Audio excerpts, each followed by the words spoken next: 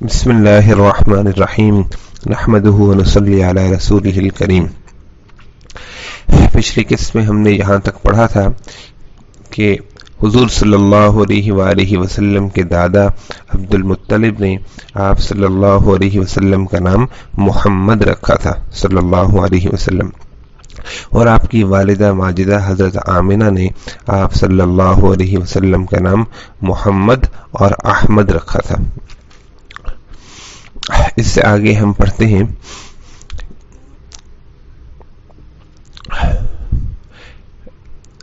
اللہ تعالیٰ نے ماں اور دادا، احباب اور اقارب، یگانہ اور بیگانہ سبھی کی زبان سے وہ نام تجویز کرا دیے جس نام سے انبیاء اور مرسلین اس نبی امی فداہ نفسی و ابی و امی کی بشارت دیتے چلے آ رہے تھے۔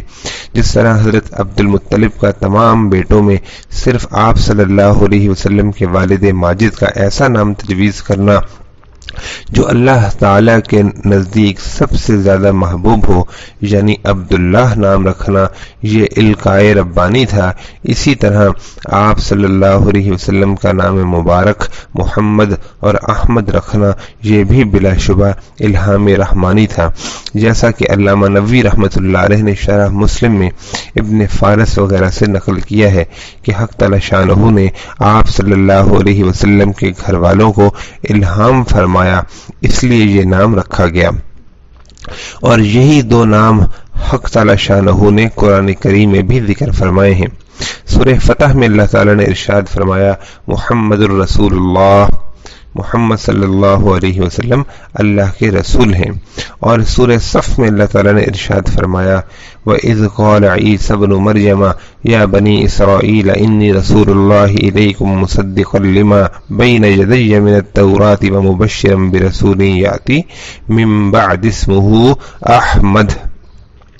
اس کا ترجمہ یہ ہے کہ جس وقت کہ حضرت عیسیٰ ابن مریم علیہ السلام نے کہا کہ اے بنی اسرائیل، میں تمہاری طرف اللہ کا رسول ہوں، توریت کا تصدیق کرنے والا ہوں جو مجھ سے پہلے نازل ہو چکی ہے، اور اپنے بعد ایک آنے والے رسول کی بشارت دینے والا ہوں جن کا نام احمد ہوگا۔ محمد کا اصل مادہ حمد ہے۔ حمد دراصل میں کسی کے اخلاق حمیدہ اور اوصاف پسندیدہ اور کمالات اصلیہ اور فضائل حقیقیہ اور محاسن واقعہ کو محبت اور عظمت کے ساتھ بیان کرنے کو کہتے ہیں۔ اللہم صلی علی محمد وعلی آلہ وصحبہ وبارک وسلم۔ اور بعض یہ کہتے ہیں کہ محمد کے معنی یہ ہیں کہ جس میں خصائل حمیدہ اور اوصاف محمودہ علی وجہ الکمال پائے جاتے ہوں، اور احمد اسم تفضیل کا صیغہ ہے، بعض کے نزدیک اسم مفعول کے معنی میں ہے اور بعض کے نزدیک اسم فاعل کے معنی میں ہے۔ اگر اسم مفعول کے معنی لیے جائیں تو احمد کے یہ معنی ہوں گے کہ سب سے زیادہ تعریف جس کی جائے، تو بے شک مخلوق میں آپ صلی اللہ علیہ وسلم سے زیادہ کوئی ایسا نہیں کہ جس کی اتنی تعریف کی گئی ہو۔ اور اگر اسم فاعل کے معنی میں لیے جائے تو احمد کے یہ معنی ہوں گے کہ مخلوق میں سب سے زیادہ اللہ تعالیٰ کی حمد اور ستائش کرنے والا۔ یہ بھی نہایت صحیح اور درست ہے کہ دنیا میں آپ صلی اللہ علیہ وسلم نے اور آپ صلی اللہ علیہ وسلم کی امت نے اللہ کی وہ حمد و ثنا کی جو کسی نے نہیں کی۔ اسی وجہ سے انبیاء سابقین علیہ السلام نے آپ صلی اللہ علیہ وسلم کے وجود مسعود کی بشارت لفظ احمد کے ساتھ، اور آپ صلی اللہ علیہ وسلم کی امت کی بشارت حماد الدین کے لقب سے دی ہے، جو کہ نہایت درست ہے۔ اس کے علاوہ بخاری اور مسلم میں حضرت جبیر ابن مطعم رضی اللہ تعالیٰ عنہ سے مروی ہے کہ رسول اللہ صلی اللہ علیہ وسلم نے ارشاد فرمایا کہ میرے 5 نام ہیں، میں محمد ہوں، میں احمد ہوں، میں ماہی ہوں یعنی کفر کو مٹانے والا ہوں، میں حاشر ہوں یعنی لوگوں کا حشر میرے قدموں پر ہوگا، یعنی سب سے پہلے میں قبر سے اٹھایا جاؤں گا، یا یہ معنی ہے کہ آپ اس روز سب کے امام اور پیشوا ہوں گے اور سب آپ کے محتاج ہوں گے، اور میں عاقب ہوں یعنی تمام انبیاء کے بعد آنے والا ہوں۔ بخاری، ترمذی وغیرہ میں یہ لفظ ہیں، انا العاقب الذی لیس بعد نبی، میں عاقب ہوں یعنی میرے بعد کوئی نبی نہیں۔ امام مالک رحمۃ اللہ علیہ فرماتے ہیں کہ عاقب کے معنی یہ ہیں الذی ختم اللہ بہ الانبیاء، جس پر اللہ تعالی نے انبیاء کا سلسلہ ختم فرمایا۔ سفیان فرماتے ہیں کہ عاقب کے معنی آخر الانبیاء ہیں۔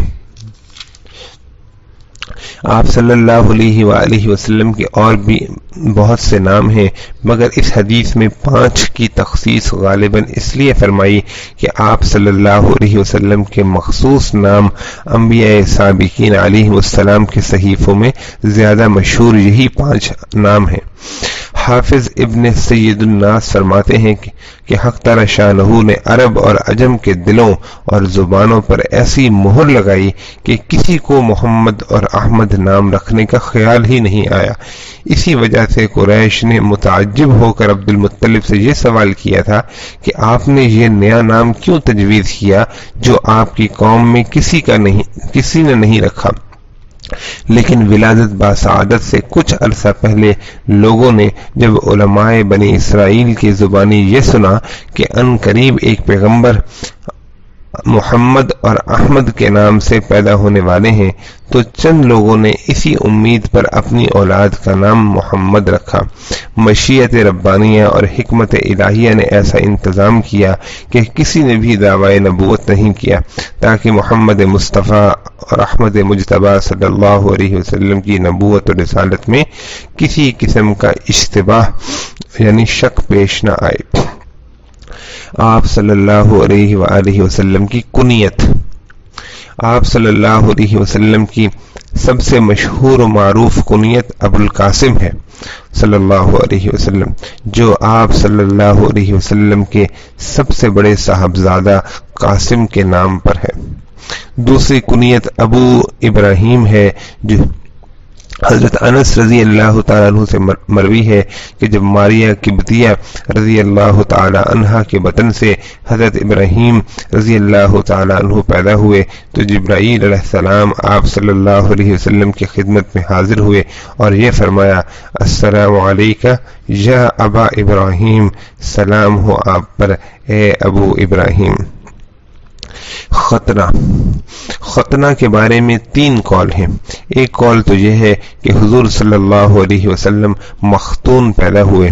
حاکم کہتے ہیں کہ آپ صلی اللہ علیہ وسلم کی مختون پیدا ہونے میں احادیث متواتر ہیں۔ دوسرا قول یہ ہے کہ آپ صلی اللہ علیہ وسلم کے جد امجد عبد المطلب نے ولادت کے 7ویں روز آپ صلی اللہ علیہ وسلم کی ختنہ کرائیں، جیسا کہ عرب میں دستور تھا کہ حضرت ابراہیم علیہ السلام اور حضرت اسماعیل علیہ السلام کی سنت کے مطابق مولود کی 7ویں روز ختنہ کراتے تھے۔ اور تیسرا قول یہ ہے کہ حضرت حلیمہ سعدیہ رضی اللہ تعالی عنہا کے یہاں آپ صلی اللہ علیہ وسلم کی ختنیں ہوئی، اور یہ قول ضعیف ہے۔ مشہور اور معتبر قول اول ہی کے 2 قول ہیں، اور ان دونوں قولوں میں تطبیق بھی ممکن ہے کہ حضور صلی اللہ علیہ وسلم مختون ہی پیدا ہوئے، لیکن ختنے کی تتمیم اور تکمیل عبد المطلب نے کی۔ حضانت اور رضاعت۔ ولادت باسعادت کے بعد 3-4 روز تک آپ صلی اللہ علیہ وسلم کی والدہ ماجدہ نے آپ صلی اللہ علیہ وسلم کو دودھ پلایا، اور پھر آپ صلی اللہ علیہ وسلم کے چچا ابو لہب کی آزاد کردہ کنیز سویبہ نے آپ صلی اللہ علیہ وسلم کو دودھ پلایا۔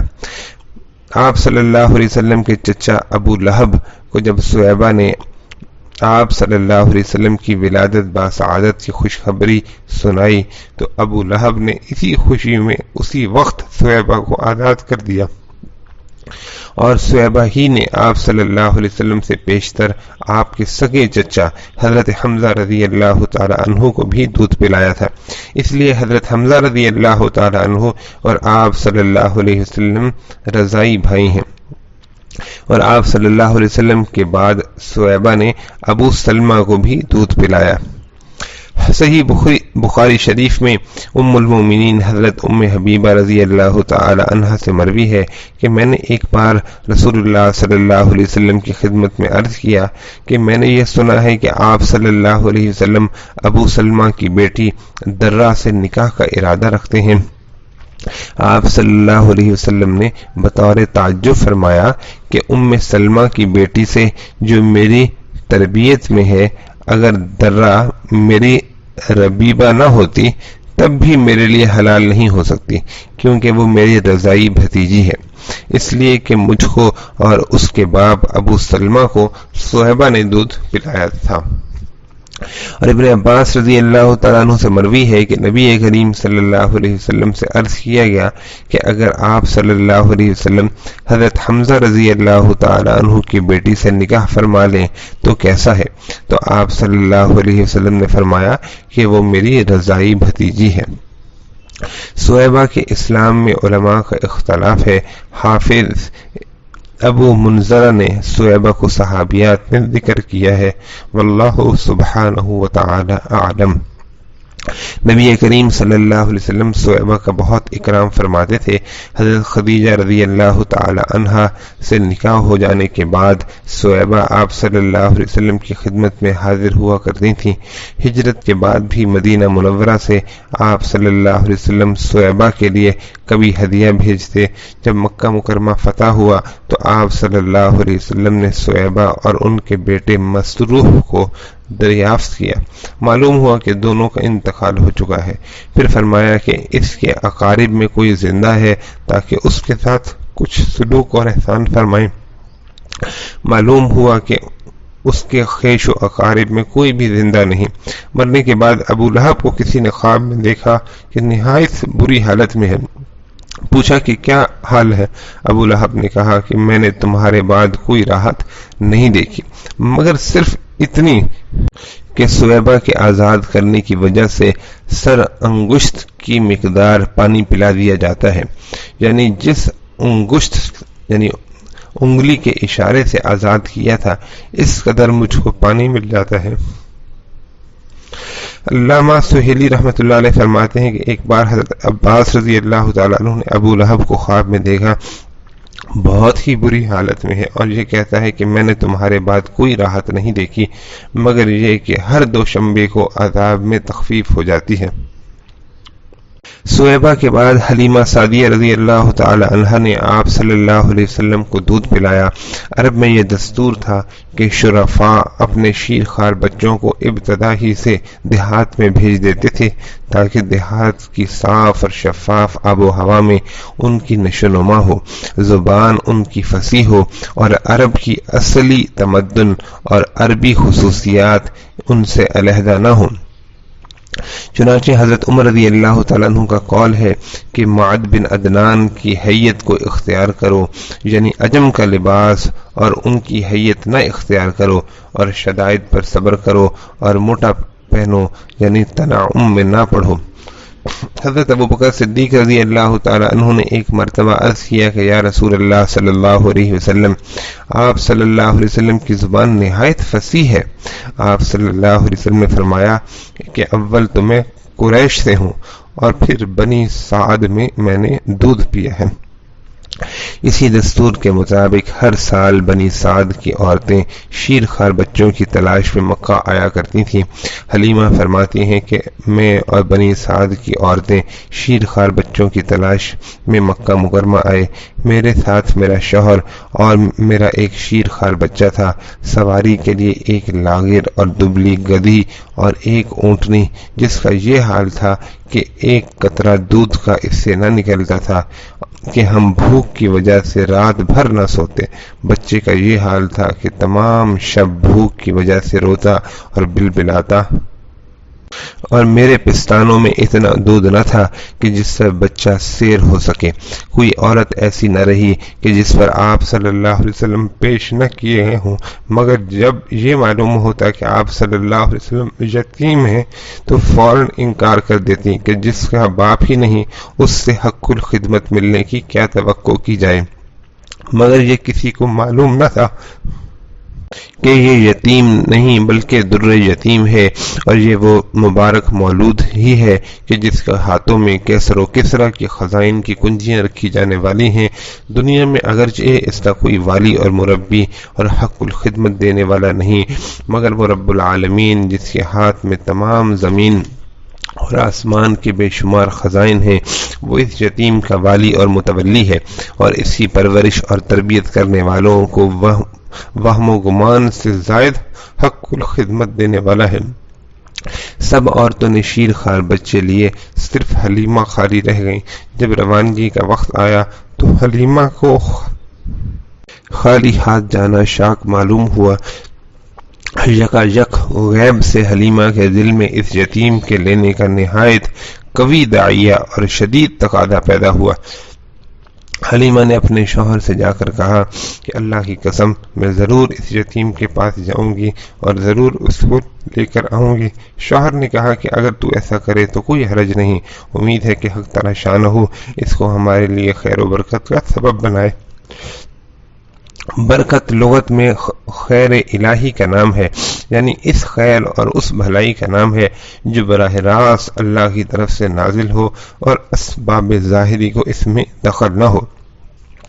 ایک حدیث قدسی میں ہے کہ اللہ جل شانہ فرماتے ہیں کہ انا عند ظن عبدی بی، یعنی بندہ میرے ساتھ انا عند ظن عبدی، بندہ میرے ساتھ جیسا گمان کرتا ہے میں اسی کے مطابق اس کے ساتھ معاملہ کرتا ہوں۔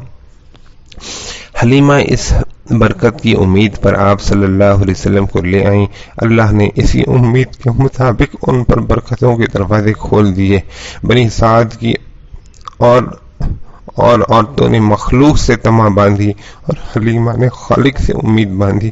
حلیمہ کہتی ہیں کہ اس مولود کا گود میں لینا تھا کہ پستان بالکل خشک تھے، وہ دودھ سے بھر آئے۔